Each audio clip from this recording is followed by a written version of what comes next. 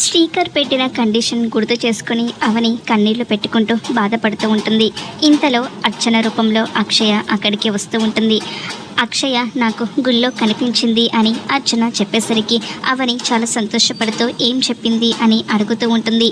ఇక అర్చన ఇలా అంటూ ఉంటుంది, తను తన పుట్టినరోజుకు మిమ్మల్ని కలుస్తానని ఇంతకుముందు చెప్పింది కదా, కానీ ఇప్పుడు అసలు తను ఈ పుట్టినరోజుకి మిమ్మల్ని కలవాలనుకోవట్లేదు అని అర్చన చెప్పేసరికి అవని షాక్ అయిపోతూ ఉంటుంది. ఈ పుట్టినరోజుకే కాదు, అసలు ఏ పుట్టినరోజుకి కూడా అక్షయ మీ దగ్గరికి రావాలనుకోవట్లేదు అని అర్చన చెప్పేసరికి అవని చాలా ఏడుస్తూ ఉంటుంది. ఇక ఎందుకు అని అవని బాధపడిపోతూ ఉంటే అర్చన ఇలా అంటూ ఉంటుంది, ఇక అక్షయ ఎలాగో మీ దగ్గరికి రాదు, మీరు శ్రీకర్ గారు పెట్టిన కండిషన్కి ఒప్పుకొని ఆయనతో కలిసి ఉండండి అని చెప్పేసరికి అవనికి కోపం వస్తూ ఉంటుంది. ఇప్పటి వరకు నువ్వు చెప్పిన మాటలన్నీ కూడా నమ్మాను, కానీ అక్షయ్ విషయంలో మాత్రం నువ్వు చెప్పింది ఏది కూడా నేను నమ్మను అని అవని తెగేసి చెప్పేసరికి అర్చన షాక్ అయిపోతూ ఉంటుంది.